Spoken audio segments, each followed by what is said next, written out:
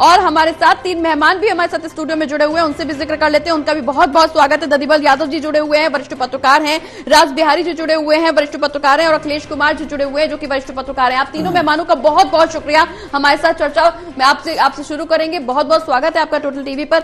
जिस तरह से लगातार स्थिति बनती हुई नजर आ रही, चुनाव से पहले जब चुनाव हो रहे थे प्रचार प्रसार चरम पर किया गया, उसके बाद जब वोटिंग हो गई तो लगातार इस बात का जिक्र किया जा रहा है कि हमारी सरकार बनेगी। आम आदमी पार्टी, बीजेपी, कांग्रेस, तीनों सरकारें, तीनों पार्टियां अपनी अपनी जीत का दावा कर रही थी। रुझान जो निकल करके सामने आ रहे हैं, राज बिहारी जी, क्या वाकई रुझान नतीजों में तब्दील होंगे? क्योंकि ये एक बड़ा सवाल है, इसलिए भी बड़ा सवाल है क्योंकि इससे पहले हम जिक्र करें तो एग्जिट पोल के मुताबिक कई बार ऐसा हुआ कि एग्जिट पोल से बिल्कुल उलट नतीजे सामने आए। इस बार भी क्या एग्जिट पोल से उलट नतीजे सामने आएंगे? नहीं, एग्जिट पोल पे तो जब रिजल्ट आएंगे तब बात करेंगे। लेकिन देखिए, विधानसभा चुनाव से पहले, वोटिंग से पहले दिल्ली में बीजेपी का माहौल बहुत अच्छा बन गया था जी। समीकरण भी उसके पक्ष में थे जी। पर जो राजनीतिक क्षेत्र के जानकार हैं वो ये मान के चल रहे थे कि आंकड़े किसके पक्ष में जाएंगे जी। क्योंकि सबसे बड़ी बात ये थी कि दिल्ली में लोगों को जो फ्री का बिजली पानी, महिलाओं को बस सेवा फ्री या जो अन्य सुविधाएं मिल रही हैं वो जारी रखने के लिए आम आदमी पार्टी पे भरोसा करेंगे या जो बीजेपी कह रही है हम सब जारी रखेंगे जी। तो मुझे लगता है कि मतदाता ने इस बार बीजेपी के वादों पे विश्वास किया है और जिस तरह से अभी रुझान आ रहे हैं ये मुझे लगता है कि सरकार भारतीय जनता पार्टी की दिल्ली में इस बार बन जाएगी। ठीक है, दधिबल जी का रुख करेंगे। दधिबल जी, जिक्र इस बात का किया जा रहा है कि शायद बीजेपी के वादों पर, बीजेपी ने जो इस बार अपना मैनिफेस्टो जो पेश किया, जो संकल्प पत्र पेश किया, उसमें बहुत बड़े बड़े वादे किए और खास बात से इस बार का जिक्र किया गया, जितनी भी चुनावी रैलियां हुई हो, चाहे वो गृह मंत्री ने की हो, अमित शाह ने की हो या पीएम मोदी ने की हो या किसी ने भी की हो, स्टार प्रचारक किसी ने भी रैलियां की हो, सबसे पहले इस बात का जिक्र किया गया कि कोई भी जनहित की योजना बंद नहीं होगी। क्या यही एक वजह है कि बीजेपी का चुनाव इस बार जनता ने किया है, बीजेपी के पक्ष में वोट दिया है? क्योंकि मैनिफेस्टो तो पहले भी आए, वादे तो पहले भी किए गए, लेकिन इस बार क्या अलग देखने को मिला जो जनता का मन परिवर्तन की ओर आगे बढ़ा?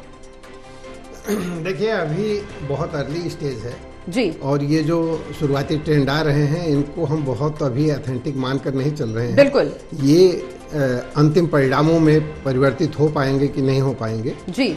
तो ये एक ट्रेंड है, अभी जो है शुरुआत हुई है।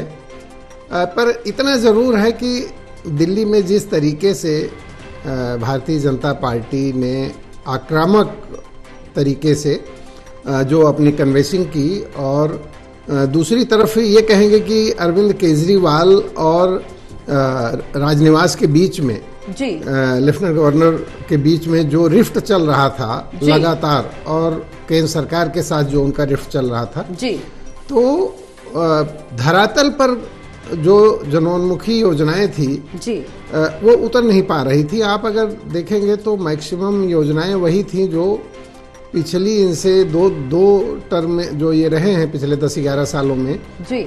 उससे पहले शीला दीक्षित के ज़माने की ही तमाम योजनाएं थी जिनको इन्होंने मूर्त रूप दिया है जी। अपना इनका कुछ खास नहीं है, ना तो कोई यूनिवर्सिटी है, ना कोई अस्पताल है, ना कोई और चीज़ें हैं। आप देखें इंफ्रास्ट्रक्चर में देखें, हाँ इतना ज़रूर किया कि लोक लुभावन चीज़ें इन्होंने ज़रूर की, फ्रीवीज की जिनकी जिक्र हमेशा दूसरे पॉलिटिकल पार्टीज़ करती रही हैं। तो जनता को वो एक ख़ास तबका है जिसको ये मुफ्त की रिवड़ियाँ बहुत भाती हैं और केजरीवाल की पार्टी ने मजबूर कर दिया, आम आदमी पार्टी ने, कि चाहे वो कांग्रेस हो चाहे वो बीजेपी हो, सबको इस बार अपने मैनिफेस्टो में उन फ्रीवीज को शामिल करना पड़ा और ख़ास करके महिलाओं को, चाहे वो बस यात्रा हो या दूसरी वो नकदी देने वाली बात है। लेकिन थोड़ा सा सेटबैक केजरीवाल को ज़रूर लगा है। भाजपा ने जैसे पंजाब में उनको जो 2100 रुपये देने वाली बात थी, दिल्ली में फिर देने वाली बात थी, इन सब चीज़ों को जिस तरह से उठाया कि वहाँ नहीं दे पा रहे हैं और यहाँ कैसे देंगे, तो कुछ जगहों पर जो इनका काम करने का तौर तरीका था वो एक तरह से वादा खिलाफी में बदला, जिसको भारतीय जनता पार्टी समझाने में कामयाब रही कि नहीं ये वादे करते हैं, चाहे वो यमुना नदी की सफाई का मामला हो या ये महिलाओं को 2100 रुपये देने वाला मामला हो या सरकार की कुछ केंद्र सरकार की योजनाएं हैं, आयुष्मान भारत जैसी योजनाएं, उनको लागू ना करना। तो इस तरह से बहुत सारी चीज़ें थी जो रिफ्ट क्रिएट कर रही थी, और वादा खिलाफी का इनके ऊपर जो चार्ज लग रहा था वो सही साबित होती दिख रही थी। उससे लगता है कि अभी जो ट्रेंड है, अगर पब्लिक के मन में वो चीज़ें बैठ गई हैं और जो ट्रेंड दिख रहा है, तो कहीं ना कहीं ये मतदाताओं का हृदय परिवर्तन हुआ है इनके झूठ और फरेब पर। और कांग्रेस पहले भी नहीं थी और अभी भी ट्रेंड में कांग्रेस नहीं दिख रही है। बाकी अभी तस्वीर साफ होने में समय लगेगा, क्योंकि ये शुरुआती जो पोस्टल बैलेट है उनका रिजल्ट है। एक तरह से देखें उनका ज़्यादा योगदान है इसमें, तो अभी टाइम लगेगा, थोड़ा सा हमें इंतजार करना चाहिए। जी ठीक है, ठीक है। अखिलेश जी आपसे सवाल लेंगे, लेकिन उससे पहले हमारे साथ बीजेपी प्रवक्ता जुड़े हुए हैं शुभेंदु शेखर अवस्थी जी। शुभेंदु जी, बहुत बहुत स्वागत है आपका टोटल टीवी पर। बीजेपी रुझानों के मुताबिक बढ़त बनाए हुए है, क्या वाकई अरविंद केजरीवाल की कमी ने काम किया या बीजेपी के प्रसार ने काम कर दिया?